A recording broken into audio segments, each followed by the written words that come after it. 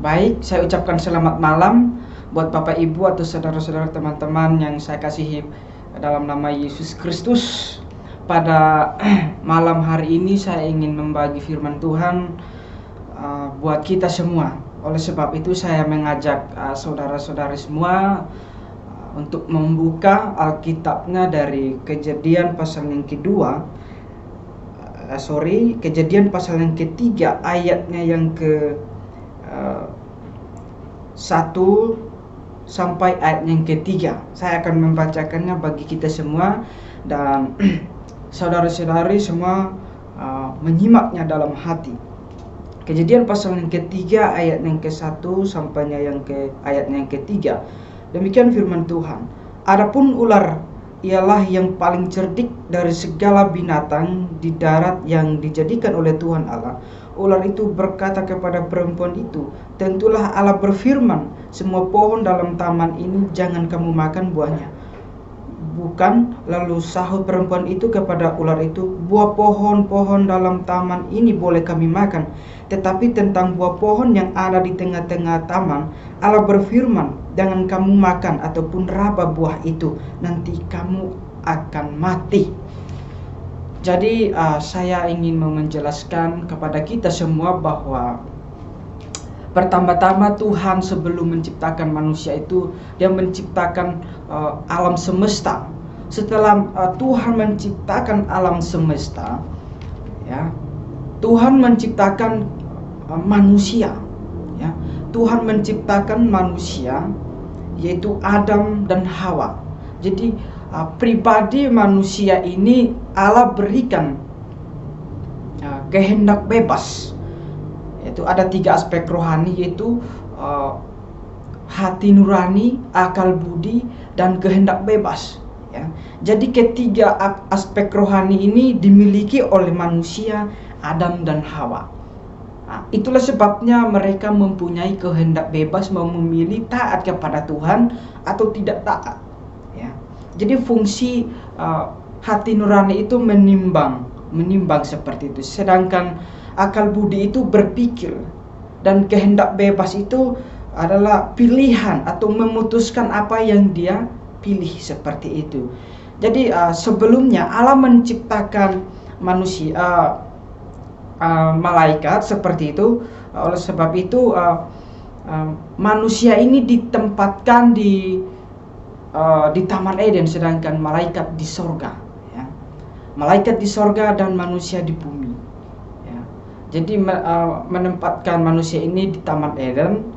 Lalu kemudian Allah berfirman kepada manusia, semua buah pohon di dalam taman ini boleh kamu makan, kata Tuhan, ya. Boleh kamu makan buah pohon semua di dalam taman ini, tetapi jangan memakan buah pengetahuan baik dan jahat itu, ya. Sebab pada hari kamu memakannya, maka kamu akan mati. Ya, jadi di sini manusia memakan. Manusia Adam dan Hawa, mereka memakan buah pohon yang Tuhan larang jangan memakan, sebab pada hari kamu memakannya Tuhan sudah berkata kamu akan mati. Jadi disinilah kejatuhan manusia, dan manusia yang berdosa ini tidak bisa menghampiri Allah lagi yang di sorga. Kenapa?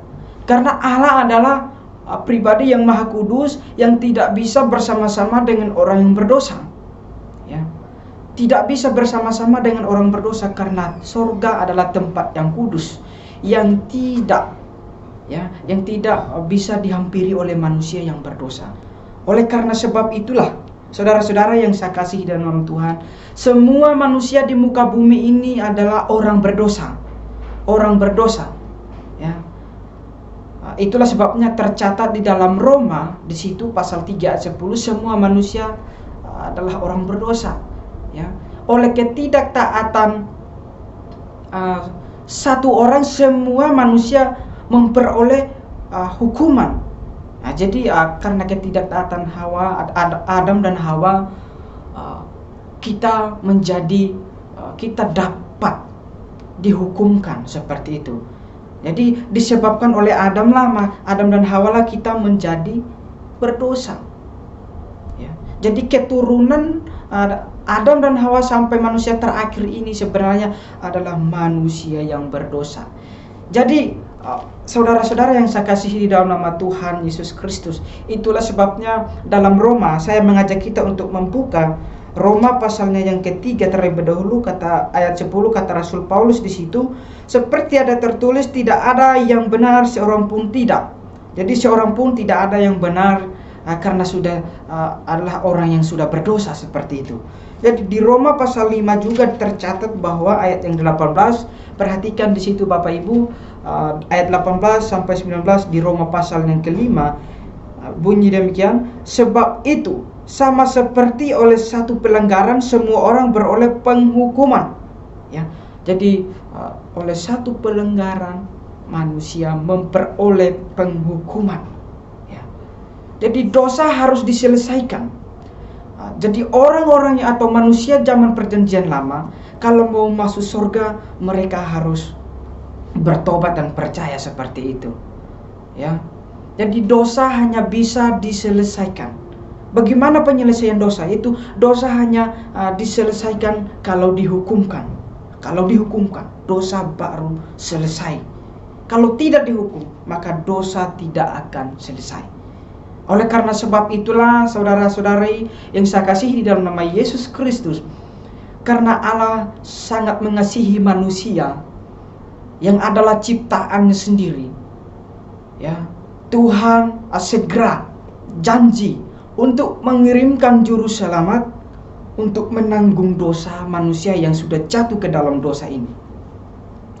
Itu Allah berjanji akan mengirimkan juru selamat bagi mereka, yaitu di dalam Kejadian pasal 3. Coba kita baca di situ Kejadian pasal 3 ayat yang ke-15, itu janji tentang juru selamat yang akan menanggung dosa manusia dari Adam sampai manusia terakhir. Di situ dikatakan Kejadian pasal 3 ayat yang ke-15, perhatikan di situ, aku akan mengadakan permusuhan antara engkau dan perempuan ini, antara keturunanmu dan keturunannya. Keturunannya akan meremukkan kepalamu dan engkau akan meremukkan tumit. Jadi setelah manusia jatuh ke dalam dosa, Allah segera janji untuk mengirimkan juru selamat bagi manusia untuk menggantikan mereka dihukumkan mati di neraka seperti itu. Jadi karena Allah sangat mengasihi manusia, Allah berjanji mengirimkan juru selamat bagi mereka, ya.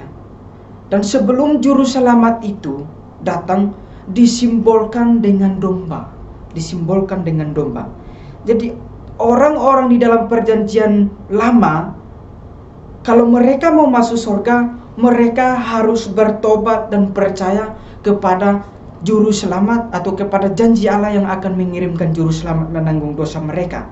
Dan bukti mereka beriman kepada Allah yang akan mengirimkan juru selamat bagi mereka, mereka itu melakukan kehendak Tuhan, perintah Tuhan, yaitu ibadah simbolik, yaitu ambil domba dan sembelih di atas mezbah itu susun mezbah terlebih dahulu, lalu kemudian ambil domba itu, mengaku salah bahwa dia adalah orang berdosa, dan domba itu disembelih, ya, dibunuh.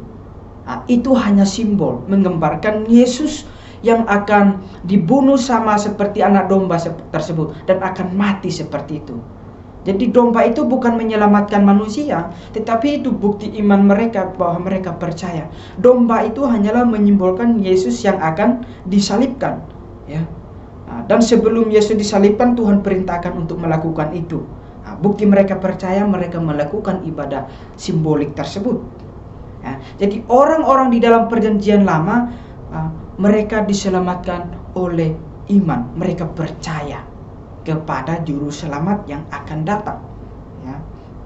Itulah sebabnya Yohanes di dalam Yohanes pasal 1 ayat 29 berkata bahwa lihatlah anak domba Allah yang menghapus dosa seisi dunia, dosa seluruh dunia. Jadi semua dosa ketika Yesus tersalib, dosa semua manusia ditanggung oleh Yesus Kristus di atas kayu salib. Itulah sebabnya dia memperoleh mengalami maut karena manusia, ya. Jadi dosa Adam dan dosa manusia sekarang ini itu sudah tertanggung di atas diri Yesus atau di atas kayu salib ketika Yesus mati. Itulah sebabnya saudaraku yang saya kasih dalam nama Tuhan, tercatat di dalam 2 Petrus di situ 1 Petrus 2 di situ berkata ayat yang ke-24. 1 Petrus 2 ayat yang ke-24 berkata di situ, Ia sendiri telah memikul dosa kita di dalam tubuhnya di kayu salib, supaya kita yang telah mati terhadap dosa hidup untuk kebenaran. Oleh bilur-bilurnya kamu telah disembuhkan. Jadi Yesus telah menanggung dosa kita, saudara, ya. Yesus telah menanggung dosa kita. Bagaimana cara kita supaya kita bisa masuk surga? Bagaimana?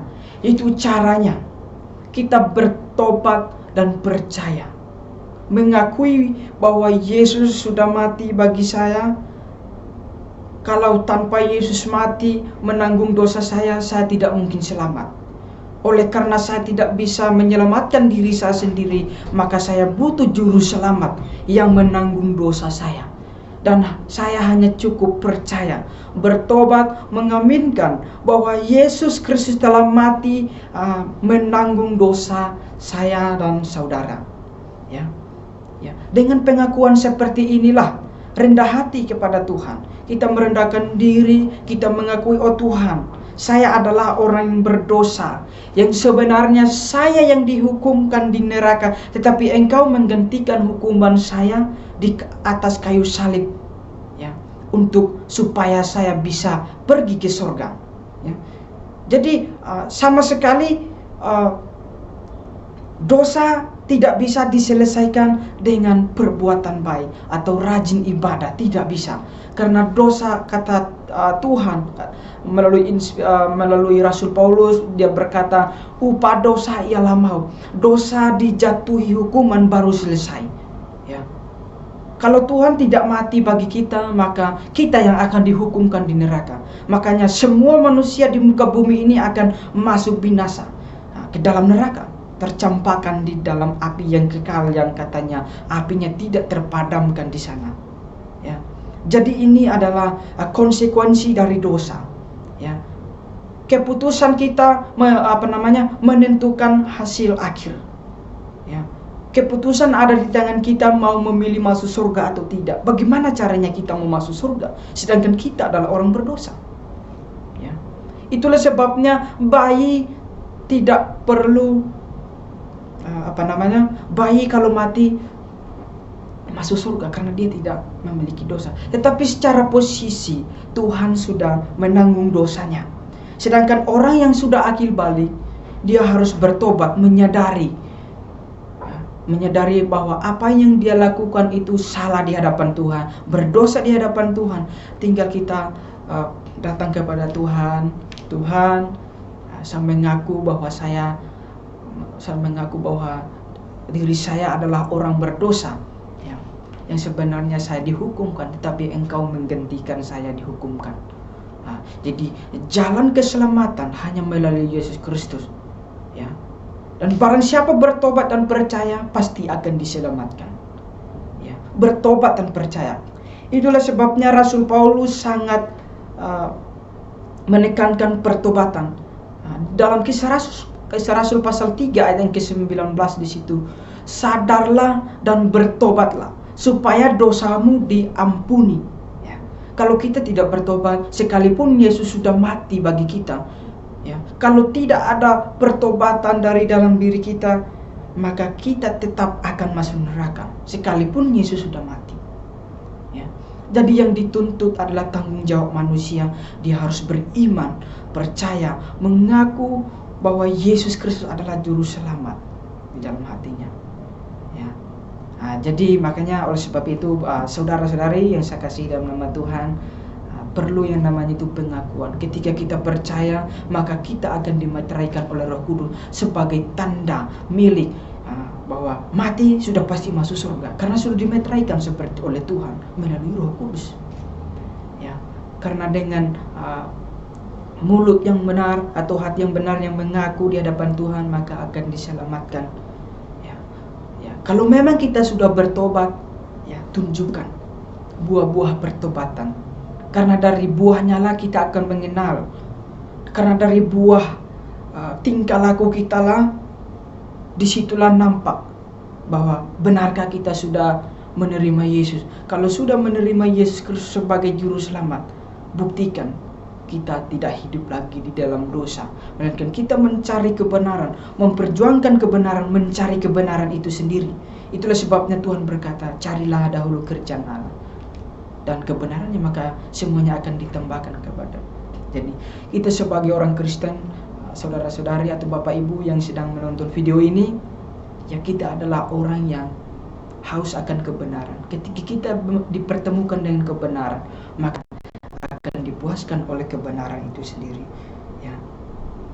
Jadi itu saja yang saya bisa sampaikan buat kita semua pada malam hari ini. Semoga firman Tuhan pada malam hari ini bermanfaat ya buat saya dan bapak ibu, saudara-saudari, teman-teman yang menonton video ini.